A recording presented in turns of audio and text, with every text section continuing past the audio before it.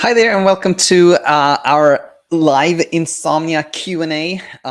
Coach Michelle is not here. And I think she might have forgotten, or something might have happened. I hope she's fine, of course. And she might join any second now, too. We'll see. But I still want to, of course, always, do our weekly Q&A session here. So I look forward to answering some questions from the community. And as always, as we're waiting for some questions to come in, I thought might share some things that could be helpful to you and anybody that tunes in here. So this week, I'm moderating our immunity program, and Ryan, by the way, saw you saw your question there. I'll get to the questions in a second, but yeah, I'm moderating our Insomnia Immunity program this week, and today somebody asked a question or shared a kind of an observation that I thought could be nice and helpful to talk about. So someone said that they had taken note of the fact that when they wake up in the morning, their side of the bed, it looks very different from like their partner's side of their bed. Like their side of the bed looks, oh, here she is. Here's Coach Michelle. Hi, everyone. Hi. Hi. How are you? I'm good. How are you doing? I'm good. No, I just went live like a minute ago, and I was like, I don't know where Michelle is. So hopefully she'll join us, but I'm I'm not so sure. sorry. I'm so sorry. I didn't even realize it's about, I think my clock must be a little wrong because it's like 2 o'clock right now. I should have come a little bit early. Sorry. I like it to be fashionably late. That's my Oh yeah, exactly, right? The fashionably late. No, very nice. No, actually, I was just telling the community here about like you probably didn't see this because I'm moderating the channel this week, but somebody said that they wake up and they see that their side of the bed looks kind of right. all messy, and the pillow is like over there, etc. Versus their partner, Right. whose side of the bed looks kind of like they slept very peacefully. And this our student who noticed this, they themselves saw that like probably this is all fear, right? But my point here was that, first of all, that's helpful when we see that, our kind of our observations, our thoughts, and they can be really influenced by fear. But I've heard this one many times, like, oh, I didn't sleep much last night, and I woke up and I'm not that anxious. Is that normal? And my point here being that when we're in this kind of frazzled state, hyperaroused state, anything can be scary to us, Yeah. even the absence of fear. Even Yes. like when we see that I'm not scared, that is like, this is new and strange. So my point here is that like when we see this and we see that, yeah, the scanning mode, so normal, just a typical brain doing its thing, it can be helpful, because when you think it's not supposed to do that, that's just another thing we can be scared of, right? What do you say, Michelle? It's true. Yeah, I remember even having this experience because, of course, during my insomnia, I was so used to being awake at night and having a lot of hyperarousal symptoms, right? Physically, mentally, just there was so much going on. And I can remember a couple times being awake at night, but there was nothing going on. And, like, right? Nothing, no panic, no fear, no physical sensations, and being just almost freaked out by that. Wait a minute, but why would I be awake right now if I'm not having a panic attack, or if I'm not, sweating, or if I'm like, there's just nothing happening, yet I'm awake. And it was just disconcerting almost that would be the case, because then I couldn't make sense of it, if that makes sense, right? Where Exactly. well, of course it makes complete sense. My heart's beating through the roof. All this stuff is happening. And then I couldn't make any sense of, well, why would I be awake if nothing is happening? So I get it. I get it. I've actually I came up with this acronym. I don't know if it's going to be practical or not, but FOTOAF, which is like fear of the absence of fear. It's a Yeah. thing. Oh, It's a real thing, right? okay, there you go. Yeah. Very, very nice. Apart from that, like before we have a bunch of questions already. I have, my quick announcement. I shall not forget. Today is the last chance, everyone. Last day of the sale of Tales of Courage is in less than half price. And Coach Michelle's chapter in this is one of the best. One of the It's a best. good deal. I It's hope a good deal, people I think. hear that. Yeah, you can pick it up for sure.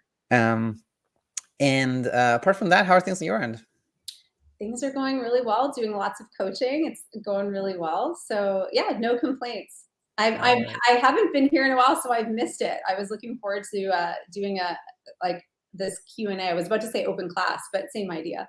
Yeah. Yeah. We are going to get into that in a second. And I think, by the way, I think we'll do more and more of this. I think it's always better when it's nicer when we have two hosts there. So anyway, without further ado, let's jump in and look at some questions here. Do it. Ryan is with us and says, I've read Set It and Forget It twice and watched many hours of YouTube videos, including success stories. I've had some improvement, but I'm not over my fear of having a bad night's sleep. Thanks for posting this question, Ryan, and for all the support. But yeah, what do you think when you hear this, Michelle? Yeah, I think that makes a lot of sense. I think part of it is that we can sometimes come into insomnia recovery with a bit of an expectation that once we understand what insomnia is, once we understand sort of what's going on, that that it just shouldn't be there anymore, right? Like, okay, I have this clarity of this. Why is this still here? And I think that's very normal to kind of have that type of frustration or that expectation, when really the unlearning that fear is more of a process. For some people it can happen really quickly, but I think more often than not it is a process for most of us. I know it was for me, and it can be slower, it can be more gradual. And we're also developing or working on sort of a mindset shift with a lot of this stuff too, and I think that takes time and practice as well. So the most helpful thing is to remove that expectation of time pressure, or any sort of preconceived notion of how long this should take, because that's what I see leading to a lot of people feeling like they're failing when they're not failing at all. It's because there's that expectation. Yeah, no, that's so well said. And the word should is like, it just, Yeah. that really stood out to me. Like when we're thinking like, I shouldn't feel this way now, I should be further along, I should, that's a little bit of like pressure on ourselves. And I think not, not only when it comes to insomnia, like any like unpleasant experience we have as humans, like there's been this we've been scared of, or something unpleasant has happened, it's almost like it goes away, almost like nuclear, like waste products I like to talk about, like they have a half-life, like every Yes, so many years yes, it's half. But yeah. like things that I've gone through that were fragile to me, they can still be scary like years later, but very little. It's kind of like a half-life. I mean, it's Yeah. something like that. Yeah, it's such a good point. And oftentimes we don't come into chronic insomnia overnight, right? It's like it's a bit of a process to kind of even get into that point. Usually something sparks it, but then the fear grows and builds, and the confusion grows, and all of this. And so I think it doesn't happen overnight, and we don't tend to come out of it overnight either, Yeah. for the most part. But thinking that the moment we have clarity, it should be done, or that it should be easy. I think that's the expectation that leads to feeling, again, these feelings of failure that are not actual failure at all. 100%. Well said. All right, Libby is actually Libby is with us pretty much every Wednesday. So nice to see you again, Libby. And Libby says, I can't seem to get away from comparing my sleep to before. Even with realizing that is the problem, I do it even without thinking. It feels like a trap I could be stuck in indefinitely, because I know trying to stop it would be a sleep effort. You can see here a very very insightful question, somebody who has a lot of understanding. And so basically it is like Libby sees that, okay, I'm having some struggle because I'm comparing my sleep to how it was before, but I can't stop comparing it to what it was like before. What should I do? What do you think when you hear this? Yeah, I get it. I think part of the challenge is comparing your sleep to what it was before is probably a pretty deeply ingrained habit, meaning Libby, you've been doing that for quite a while, and it's just almost like an automatic comparison that your mind is making. And so I think you're right. You can't just kind of force yourself to say like, okay, I'm not going to make that comparison ever again. That's it. It's not helpful, because the habit of making the comparison is there. And so that takes time too. You're kind of unlearning a habit. And I think the first step to that is noticing when that comparison does pop up in your mind and seeing it for what it is, which is just, a certain thought pattern that's coming up, and probably more of a negative one, saying, oh, I remember it was like this, it'll never be like this again, or whatever the story might be, and sort of noticing and seeing it for the story that it is, but without trying to push it away or without feeling bad that that's happening, and just kind of see it and let it be there. But know that you don't have to believe that particular story about like, well, this will go on forever. It will never be this or that. And it's just a story essentially that your mind has been telling you for maybe quite a while. And it's going to take some time for that to, I want to say unravel. That's the wrong word, but to lessen. Yes, Yeah. absolutely. Like, I think one of the like universal truths that you find like everywhere is the one about impermanence. Like things just Yeah. always change, right? So in a way, the very common worry thought that this will go on forever is almost like we can just by knowing that nothing goes on for everything always changes. Change is like the only thing we know for certain. Yeah, that can be helpful to know. But maybe more specifically to this one, what comes to mind is this like idea, this concept we have of like counter efforts, which is like, basically when we see that, oh, I've been using sleepy time tea to make myself sleep, to try to control sleep. Aha, I have to stop that. So if I stop, I have to make myself stop taking sleepy time tea. So I stop the effort so I can sleep. Right. Well, now we have another, like we have this counter effort. And it's a Yeah. little bit the same idea here. We see that Libby understands that, okay, me comparing my sleep to how it was before, it creates like this, like, you know, friction because it's not as good and preoccupation. So I should stop comparing it to how it was before.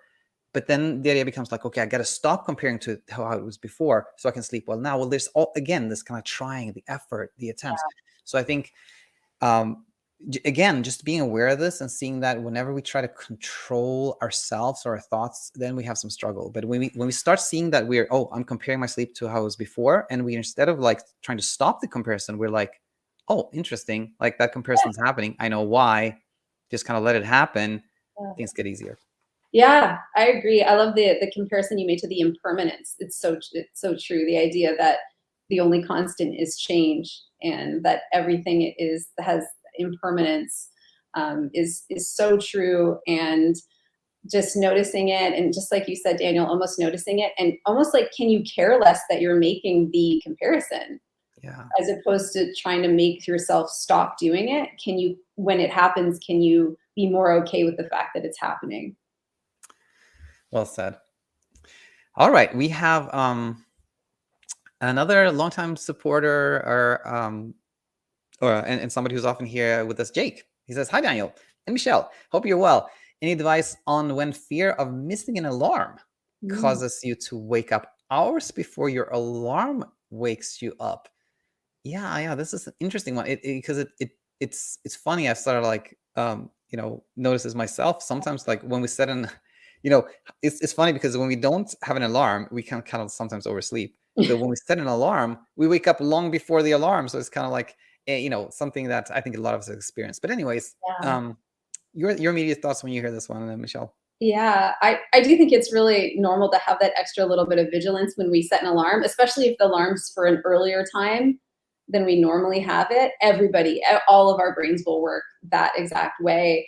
And I think, Jake, more specifically, when you're talking about maybe a lot of fear coming up, right? Waking up many hours before and having there be a lot of fear. I think you can kind of approach it in the same way as you would any other fear, right? Like, I think sometimes we think certain fears around certain things are really unique or special or need to be treated really differently. But for the most part, it's like, well, there's fear coming up again, and it happens to be directed at waking up much too early before an alarm, or maybe it's really directed at the alarm itself causing a lot of stress that there is an alarm, and seeing if you can notice that fear coming up and really allow yourself to feel that fear in the moment and be with it for a moment, as opposed to being like, oh no, fear is back. I hate this. Let me try to resist this, get rid of it.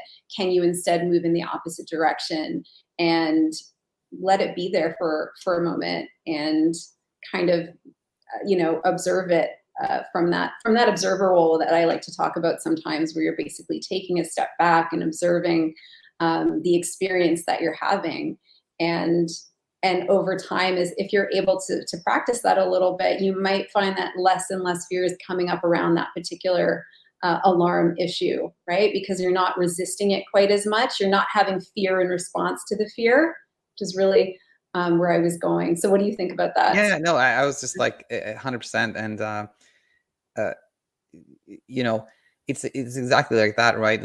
I love your point about like we often think that, oh, this is a specific fear that requires a specific kind of like Yeah, you have to meet this in a specific way, but in reality it's really always the same. It's yeah, and one where this comes up a lot is actually the somniphobia, when somebody is like, oh, I don't have insomnia, I'm afraid of the process of falling asleep, this is something really strange and unusual, and what am I going to do? Well, yeah, it's not the most typical, but it's quite common. It's quite common. But the point is, it is really just like any other fear. And fear is just like a message. It's just a signal inside us. When we try to like not hear the message, it becomes louder. When we're willing to hear the message, it's been delivered. It has served its purpose. So yeah, 100%. yeah, I think it is a huge challenge when we start to around certain issues, right? Whatever it is, maybe something that scares us more than something else, or something that is repeatedly showing up. And we think, well, that's really different. And that maybe it's more true or it's more something, when really at the end of the day, how are you responding to that particular fear, right? Are you responding with more fear, more panic, more resistance? Because that's the thing that's going to really contribute to a lot more suffering and prolonged fear. 100%. Very, very nice. Okay, so let's jump into this one. Tom says, hi, Daniel, I have a question. Sometimes I will feel sleepy way before my normal bedtime. If I stay awake until my bedtime approaches, my sleepiness often will go away. Should I sleep only when sleepy? Yeah, great question. A lot of practical things we can talk about here. So again, sometimes TomTom feels sleepy way before, but if TomTom stays awake, the kind of sleepiness goes away. What should TomTom do? Yeah, what do you say when you hear this, Michelle?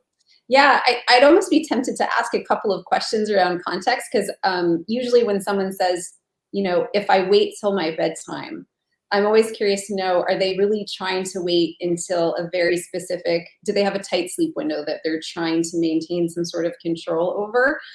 Because sometimes that can be a little bit limiting, in a sense that they're kind of pushing to maybe a very late time, with the hope that if they can make it until, let's say, 1 a.m. or whatever the time window is, that will guarantee their sleep. And so oftentimes I will encourage people to go to sleep when they're feeling sleepy. And as you know, Daniel, we work a lot with the timeless window as well. So this concept of kind of needing to only go to bed at a very specific time is not really something that's necessary for recovering from insomnia.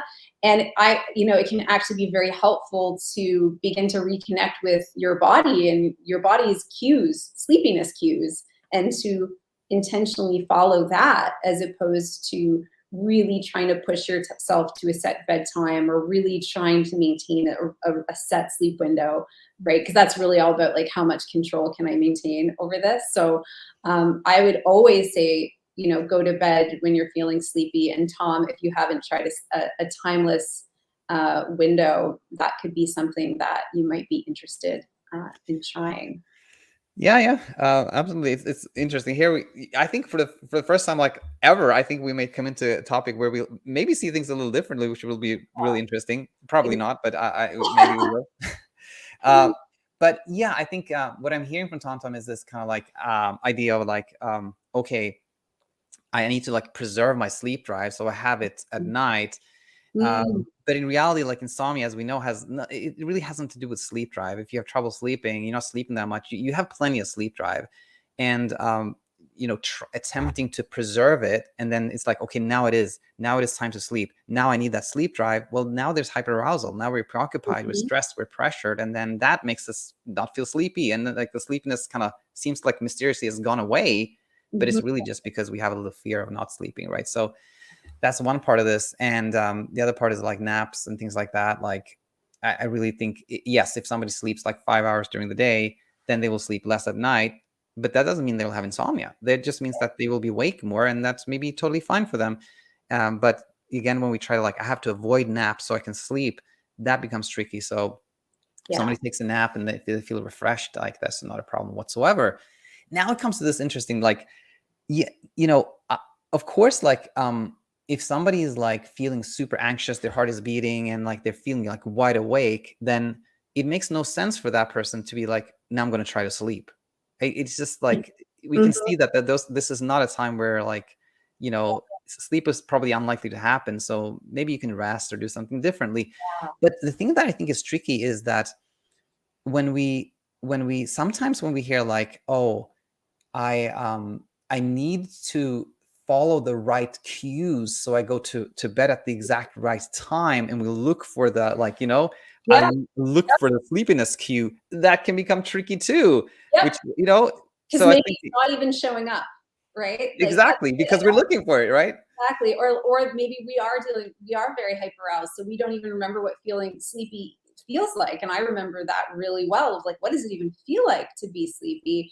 And that's kind of when I started answering, if this was a coaching session, I would have asked for a bit more context. That's why I was like, oh, it's a bit of, because it could have been, a little bit more about the Houdini effect, which we talk about. Whereas no matter what time Tom is going to bed, maybe immediately the moment he's going to bed, no matter when that is, the hyperarousal's coming and he's feeling like any sleepiness he has disappears, which is kind of a different issue than sort of my original understanding. So I think it a little bit depends, if that makes does that make Yeah, sense? yeah. No, Yeah. it depends on the context, of course. Yeah, yeah. But I But see exactly where you're coming from. And I think especially at the beginning of an insomnia recovery process, trying to connect to sleepiness cues is almost impossible. It can be. It really can be. So that's why the context for this particular question, I think, is key in terms of answering it right. But so if anyone's listening, if you don't feel sleepiness, that's okay. That's normal, and you don't need to try to make yourself feel that or look for that if it's not there.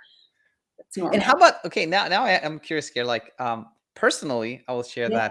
that me and my wife, we go to bed like long before I feel sleepy, and we actually tend to like watch a show, like a Netflix show, like in bed, and then when she falls asleep, I don't feel particularly sleepy. I think sometimes I do, but I usually like, okay, I guess it's time for sleep, and then sleep happens, something like that. But do you go to bed like usually before you're sleepy, or you or not, or what's your habit, if you want to So share? just like how you mentioned how your wife will fall asleep first, my husband will always fall asleep before me. I'm more of a night person, so almost every night I'm he's sleeping, I'm up. And I will go to bed before I'm sleepy because I like doing things in bed. So I like reading a lot in bed, but I really want to be in bed while I don't want to be in a different room. I like the comfort of it, or I might watch a show. So technically, I'm in bed sometimes maybe even an hour before I'm even remotely sleepy. Sometimes even more, depending on the day.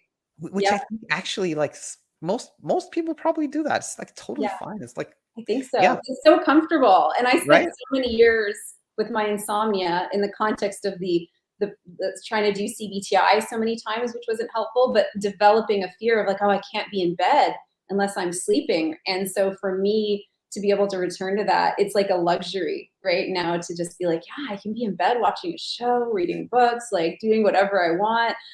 To come back to that has been really nice. So yeah, I spend a good amount of time in bed before I'm sleepy for sure. Very nice. Yeah. Well, turns out we see things the same way as usual. There you So, go. no interesting, like, different opinions really there. All right. Let's see. We have a question here from Puhax. Probably not saying that correctly. Sorry for that, but I'm gonna say Puhax.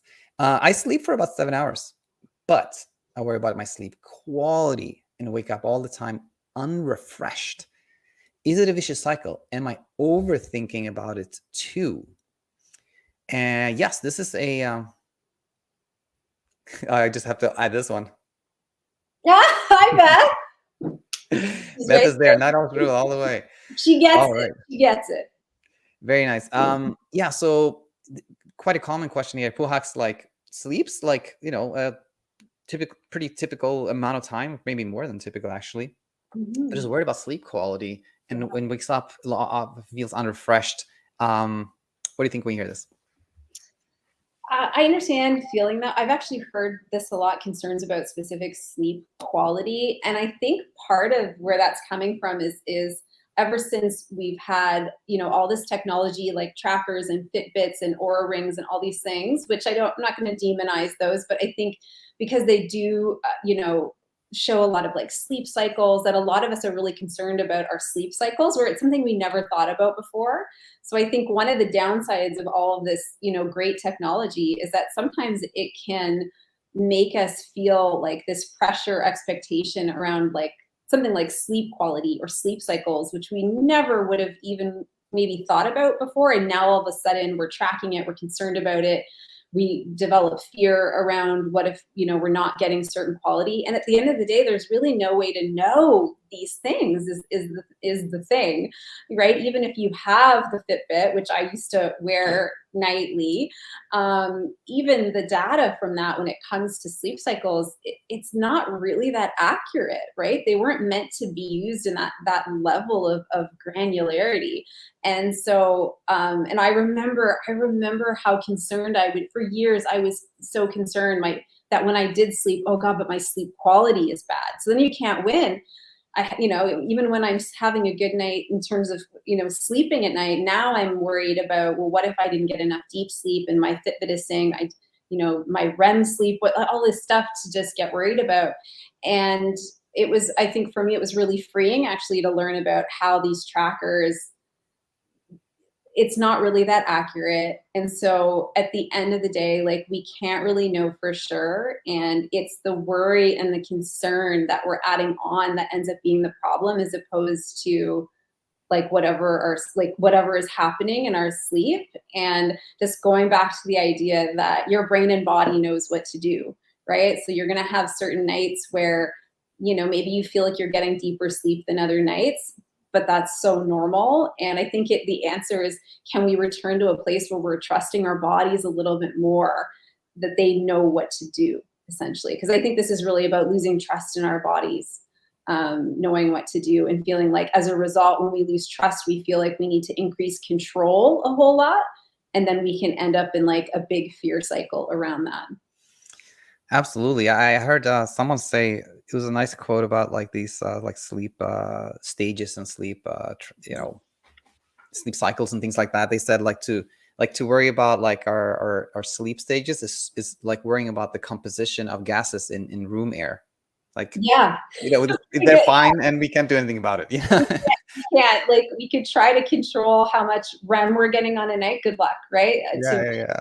pinpointing and dissecting or measure all of it. And I think it creates so much stress and worry. The one more thing, sorry, but to add to this is like, first of all, I also want to say that there's one of our success stories is from Betul, who's actually becoming coach now.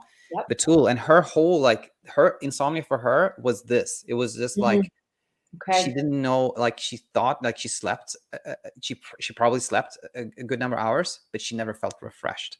Right. And I think this is one of the ways that we can experience insomnia, is like just never feeling refreshed. And I think what is so helpful to know is that this like hyper arousal or attention towards sleep, like it is tiring in itself, and I don't think it's so much that we have these kind of maybe the brief awakenings that Puhax described.